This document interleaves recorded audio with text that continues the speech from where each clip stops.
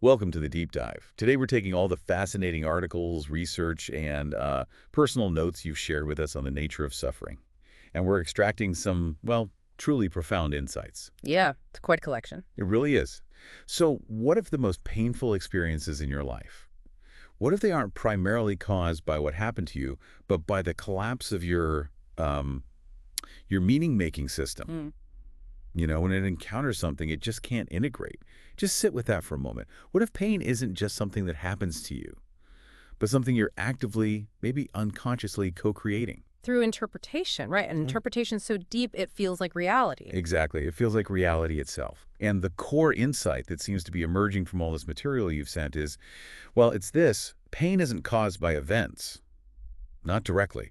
It's caused by the opinions we hold about those events. And these opinions, crucially, aren't just thoughts flitting through your mind. Your research points to them being more like living algorithms, deep structures of belief, emotion, identity, all woven together. Living algorithms. I like that. That really is the essence of it. So for this deep dive, our mission, if you like, is to truly unravel that fundamental relationship we all have with suffering. Okay. We're going to explore how we can maybe start to dissolve that boundary, that seemingly solid wall between an external event and your internal experience of it. Right. Event versus experience. Yeah. And we'll look at how pain often functions as a meaning signal, a message about our interpretation, not just a simple damage signal like a cut finger. So it's telling us about the meaning we're making, not just the damage done. Precisely. And we'll see how even when two people face the exact same thing, the same external occurrence, they can end up with vastly different levels of suffering. Wildly different. All based on the interpretive framework they apply. Exactly. And just to be super clear, this isn't about just slapping on a happy face or, that kind of spiritual bypassing where you pretend difficult feelings aren't there. No forced positivity here. Not at all. This is about understanding the actual mechanics, the nuts and bolts of how consciousness creates suffering. And importantly, how we can work with those mechanics for real, lasting transformation. Okay, let's really unpack this then. Because it really does challenge something so ingrained, doesn't it? This idea that events just happen to us and our pain is just our reaction to them. It's the default, yeah. We rarely question it. It's almost automatic. It is, but it kind of overlooks a crucial, almost hidden dynamic that the materials you gathered really bring into focus. So you're saying the usual way of thinking about it, it just misses this key internal piece. Completely. And we see examples all the time, like picture this scenario. Two people go through the exact same breakup, same circumstances, more or less. Okay. One person just spirals, deep depression, feels like their life is totally over, can barely get out of bed for months. Yeah, we've all seen or known that situation. Right. But the other person, okay, they're sad, obviously, but they also feel this sense of relief, maybe even opportunity. They see it as a chance to grow, rediscover themselves. They move forward, curious about what's next. Same event, same facts on paper, dramatically different suffering. So what's really going on there beyond just saying they had different reactions? Well, yeah, the conventional explanation just sort of shrugs and says, oh, they just reacted differently. Simple as that. Right. But that feels incomplete. It is, because if we really dig into the research you've shared, what if there's no such thing as a truly objective event, totally separate from how we interpret it? Okay, go on. That sounds radical. Think about the observer effect in quantum physics, where the very act of observing a particle can change its behavior. Yeah, fascinating stuff. It's a striking parallel, isn't it? Our interpretation doesn't just react to events, it actively shapes the event itself as we experience it. We're not just passive receivers standing on the sidelines. So we're co-creating the experience through meaning. In a very real sense, yes, that breakup, it isn't some objective fact floating out there, independent of the meaning someone assigns to it. For person A, it instantly lands as proof that I'm unlovable. That's the event for them. Okay. For person B, it's processed as, say, information that we just weren't compatible. A different event entirely in terms of lived experience. And maybe for a third person? Maybe for a third, it's felt as an opportunity to rediscover myself. And what's key here is these aren't just different ways of looking at the same thing. They are functionally different events experienced in different realities. Wow. So the opinion is the event, as experienced. Your opinion, that whole complex algorithm of belief and emotion, is the event as you experience it. The pain then isn't caused solely by the breakup itself. The pain is your meaning-making system hitting a wall, encountering something it can't integrate with its current setup. That connection. Mm-hmm. It's genuinely mind-bending, and it links so well to what some of the medical research you provided highlights about pain neuroscience. Absolutely. Like phantom limb syndrome. People feel excruciating pain in a limb that isn't even physically there anymore. No injury, but intense pain. Right. Pain without physical damage. And then the opposite. Battlefield anesthesia. Soldiers with severe traumatic injuries reporting little or no pain in the heat of the moment. The context changes everything. Exactly. It tells us pain isn't just a simple damage detector. It's fundamentally a meaning-making process. Your nervous system is constantly, unconsciously asking, okay, what does this input mean? How significant is this? Is it a threat? How should I respond? And the answers to those questions? They literally create the felt experience of pain or lack thereof. So the critical bit then, these answers, are we consciously choosing them? Or is it deeper? Well, that's the challenging part, isn't it? As your notes really emphasize, those answers are usually not conscious choices made in the moment. They erupt from these deep, unconscious patterns, beliefs, emotions, identity structures that feel less like interpretations and more like just facts, undeniable truths about reality. They feel like the way things are. Precisely. Not the way we've learned to see them. And I think we can all relate to that, right? Yeah. I mean, I certainly can look back and see times when, I don't know, a minor criticism felt like a huge personal attack. Mm-hmm. But looking back now, it was totally colored by assumptions I was carrying from something else entirely. It really hammered home how much my own internal framework was dialing up the pain. Exactly. So that same type of event could land very differently depending on the internal weather at the time, the framework you were using. Vastly different levels of suffering from the same kind of trigger. That's it.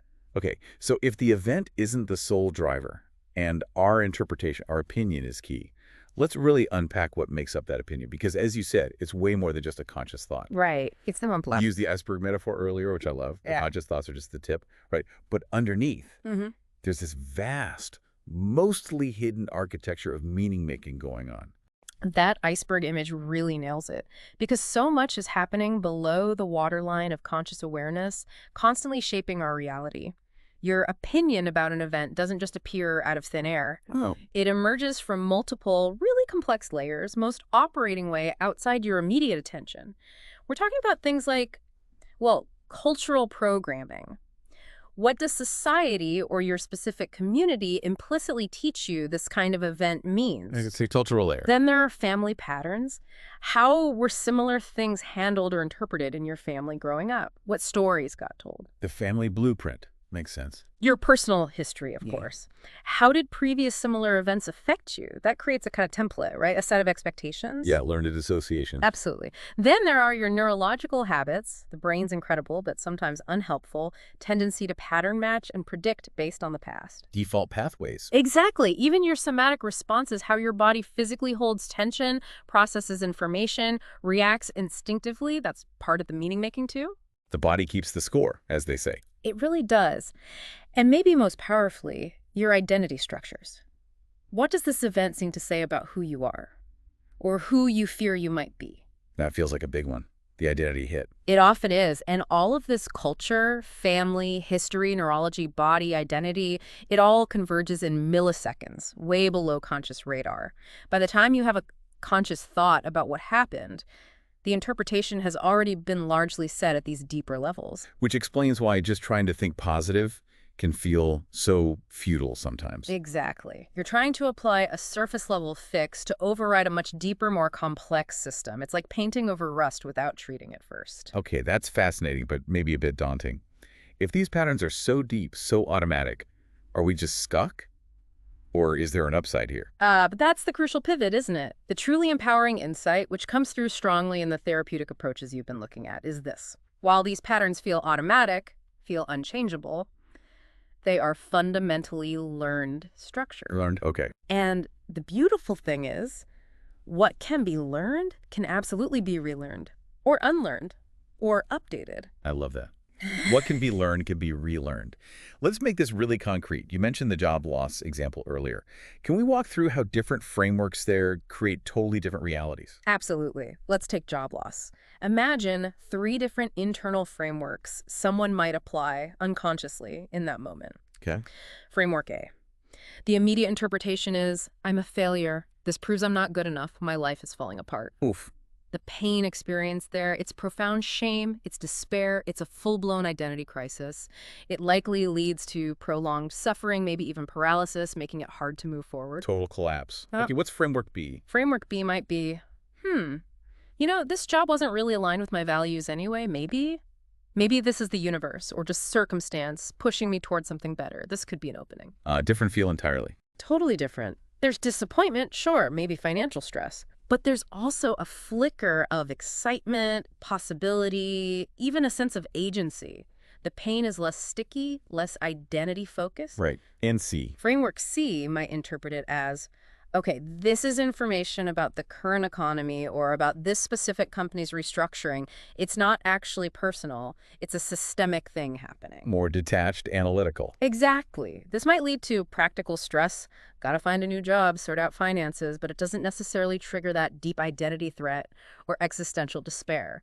The pain is logistical, not existential. And the critical point here, which you made earlier, is these aren't just different ways of spinning the same event after the fact. No, not at all. They genuinely create different lived experiences in the moment, different neurochemistry, different emotions, different possibilities for what you do next. Precisely. The person in framework A might withdraw, get depressed, feel unable to even start looking for work. Person B might feel motivated, start networking, exploring new fields. Person C might just methodically update their resume and start applying. Same external event, Yeah. radically different internal realities and outcomes. Completely. And this ties into things like narrative therapy, which some of your notes touched on. When you help someone reauthor their story, you're not just changing their thoughts about the past, you're literally changing how that past lives in their present emotionally, physically, somatically. It changes the felt sense now. Yes. So this really prompts some important self-reflection for you listening. Mm-hmm. What tends to be your default meaning-making pattern? When challenges hit, do you usually interpret them as like fundamental threats to your identity, as obstacles to just power through, or more like information to integrate and learn from, something worth noticing? Definitely. Okay, let's go deeper now into what actually happens during those moments of really intense pain. Because understanding this collapse is, well, it seems essential for transformation. It really is. You're saying most intense emotional pain isn't just about the event itself. It happens when an event fundamentally challenges, or maybe even shatters, a previously coherent meaning structure. It's the collapse of the framework we use to make sense of things. Exactly. Think about those major life earthquakes, the things that shake us to our core. The unexpected death of someone young and vibrant, a sudden divorce, a frightening health diagnosis, a huge career setback, maybe a spiritual crisis where everything you believe feels wrong, or a deep betrayal by someone you trusted implicitly. Yeah, the big ones. What makes those situations so incredibly painful isn't just the loss itself, though that's immense. It's the meaning collapse that often accompanies it. The interpretive framework you were unconsciously relying on, your map of reality, suddenly doesn't match the territory anymore. Map is useless. Right. Those deep, often unspoken assumptions we hold. Things like, good people shouldn't suffer like this, or if I work hard, I should be secure, or people who love me would never do that, or even, my body is reliable, it won't betray me. When reality violates those core assumptions, Yeah, they shatter. they shatter. And it's not just disappointing, it's profoundly destabilizing. You're not just dealing with the grief or the shock of the event itself, you're grappling with the terrifying feeling that the way you understood the world, the rules you thought it operated by, they no longer apply. That makes so much sense. It explains why trauma can leave people feeling like the world just doesn't make sense anymore. Exactly, because the very tool they use to make sense of the world, their meaning framework, has been broken or fundamentally challenged. It's not just the external circumstances, it's the internal compass that's spinning. Wow. Okay. But is there opportunity in that collapse? It sounds terrifying. It is terrifying. But here's the profound opportunity hidden within it, which some of the philosophical texts you shared really hint at. Meaning collapse can become meaning evolution. Collapse to evolution. Yes. Crisis, seen this way, can become a chrysalis, a necessary breakdown before a breakthrough.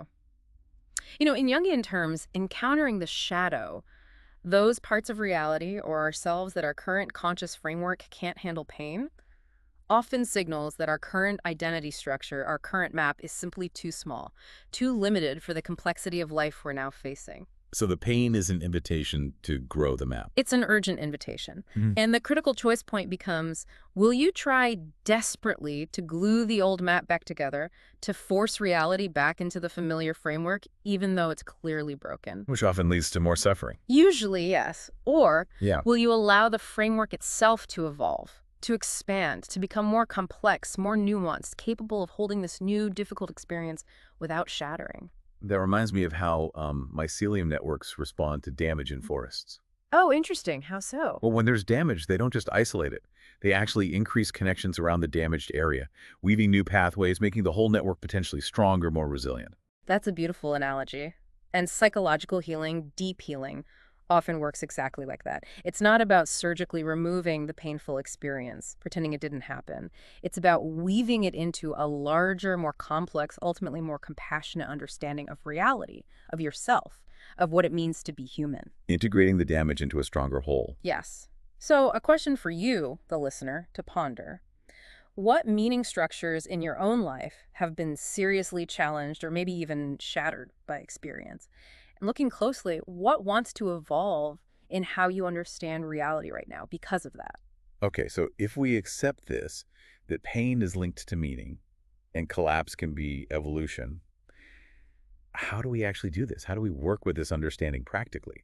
How do we consciously reinterpret pain without, falling into that trap of spiritual bypassing or just forcing ourselves to be positive when we don't feel it? That's $1 million question, isn't it? And it's crucial first to be really clear about what reinterpretation is not. Right. Let's define the boundaries. It is absolutely not about denying that painful things happened. It's not pretending suffering isn't real or valid. It's not about forcing optimistic thoughts onto a situation where that feels completely fake or dismissive of genuine hurt. And it is definitely not about bypassing necessary emotions like grief or anger. Those need space. Okay, so it's not denial or pretending. What is it then? It is about recognizing a fundamental truth. The meaning we automatically, unconsciously make of events is fluid, not fixed in stone. It can change. And recognizing that we have the capacity for conscious participation in that meaning-making process. It's like an inner alchemy we can engage in. Inner alchemy. I like that. So how does this alchemical process actually work? Are there stages? We can think of it in stages, yes. It often starts with recognition, that aha moment where you realize, wow, my suffering right now is being seriously amplified by the story I'm telling myself about this event, by the meaning I'm layering onto it. Just noticing the interpretation's role. Exactly. Then comes curiosity. Starting to wonder, what if there are other ways to interpret what happened, just theoretically? What other meaning frameworks could I apply here? Which ones might create less suffering, maybe even open up possibilities? Playing with perspectives. Yes, gently.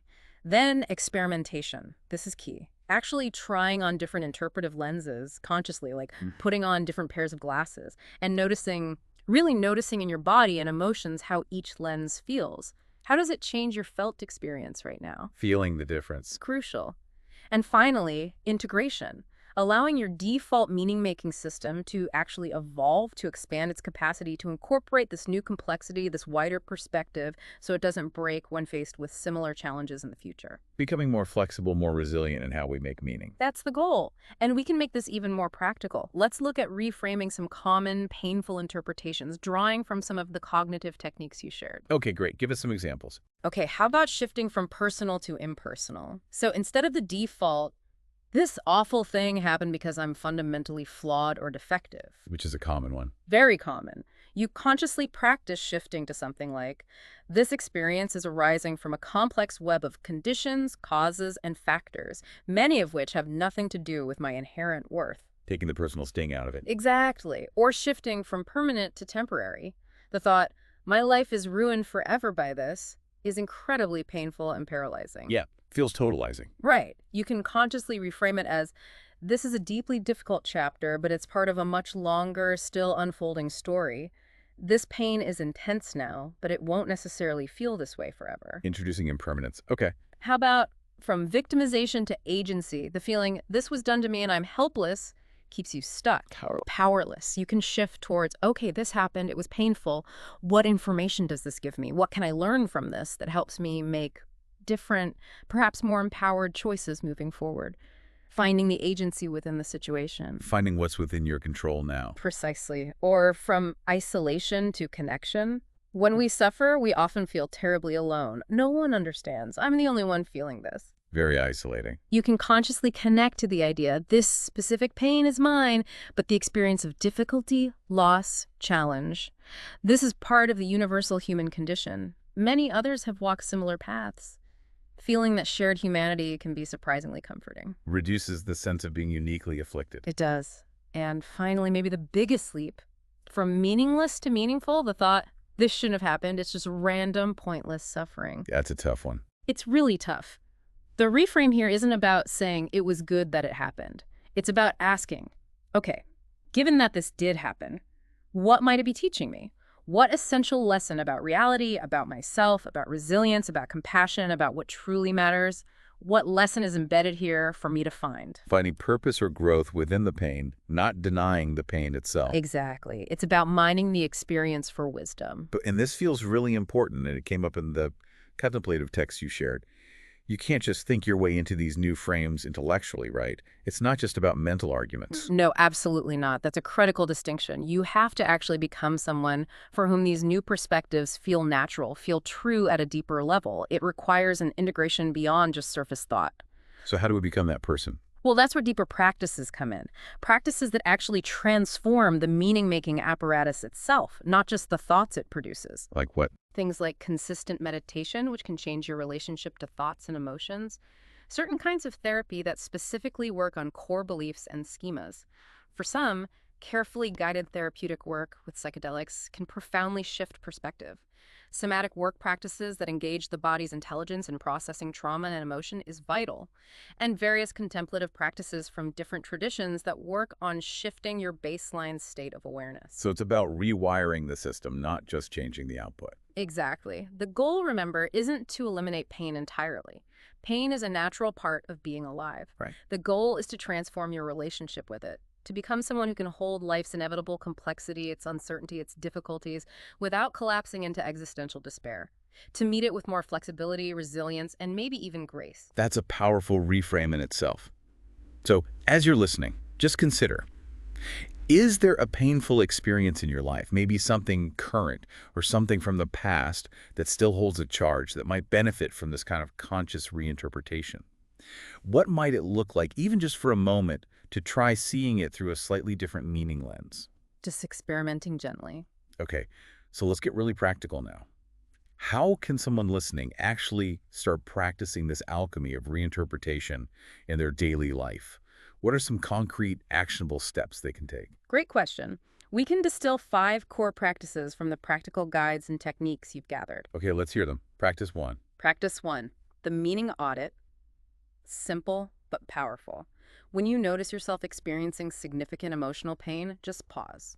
Ask yourself, okay, wait, what story am I telling myself right now about what this situation means? Notice the underlying assumptions, the predictions you're making, the implications for your identity. Just bring awareness to the interpretation itself. Step 1 is just seeing the story. Okay, practice 2. Practice 2, the multiple perspective protocol. For any situation that's causing you pain, deliberately try to generate at least 3 different interpretive frameworks for it. 3 different lenses. Like what? For example, try looking at it through a purely personal or psychological lens. What does this reveal about my own patterns, fears, or needs? Then, try a broader spiritual or philosophical lens. What universal truth or life lesson might be reflected here? And then try a very practical, objective, or systems lens. What are just the external facts, logistics, or systemic factors at play here, separate from my feelings about them? Okay, psychological, philosophical, practical. Yeah, or any 3 distinct frames that make sense to you. The key is then to notice how shifting between these lenses actually changes your felt sense, your emotional response, your physical sensations. Feel a shift. Got it. Practice 3. Practice 3, the shadow integration question. This goes a bit deeper. Ask yourself, What is this painful experience trying to teach me about the nature of reality or about myself that my current meaning system, my current worldview just can't accommodate or make sense of? What doesn't fit my current map? Exactly. And the invitation is to allow your worldview, your map, to expand to include this difficult truth rather than trying to reject the experience because it doesn't fit. Let the map grow. Okay, 4. Practice 4. Somatic reinterpretation. Remember, meaning isn't just mental, it lives in the body. Yeah. So as you experiment with trying on a different interpretation, say, shifting from I'm a failure to this is difficult information I can use, consciously notice what happens in your body. How so? Does your posture change? Maybe you sit up a little straighter. Does your breathing shift? Maybe it gets deeper. Do chronically tense muscles relax even slightly? Actively practice embodying the new interpretation. This physical shift helps anchor it, makes it feel more real than just an idea. Embody the new meaning. Hmm. Nice.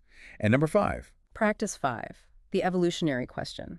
This is about reframing the fundamental question you ask in times of difficulty. Instead of getting stuck in the victim trap of asking, why is this happening to me? Which keeps you stuck. Right. Consciously shift to asking, who am I becoming through navigating this experience? What qualities are being forged in me? What strength is emerging? Frame the difficulty not just as an affliction, but as an invitation to evolve. Shifting from why me to who am I becoming? Powerful. Well, it changes the orientation completely. And it's so important to repeat. None of these practices are about forcing positivity or pretending the pain isn't there. Absolutely not. It's not about putting on a fake smile. It's about recognizing you have more choice, more agency in how you relate to the pain through the meaning you make. And that engaging consciously in that meaning making, well, that's tapping into a really deep form of your own creative power. It truly is. So when we zoom out, what does all this really mean for your journey, for how you navigate life? Yeah. The big takeaway isn't about trying to eliminate all suffering. That's probably impossible and maybe not even desirable. Right. Suffering is part of the deal of being human. It seems to be. Right. The goal, then, is to transform your relationship with difficulty, to shift from feeling like a victim to becoming an alchemist, Yeah. to move from collapse towards evolution. And what's so fascinating, woven through all the sources you shared, is this core idea. You are not fundamentally a helpless victim of your circumstances. You are inherently a creative and dynamic participant in the meaning-making process, the process that transforms raw data, raw circumstances, into your actual lived experience. We're weavers of meaning. We are.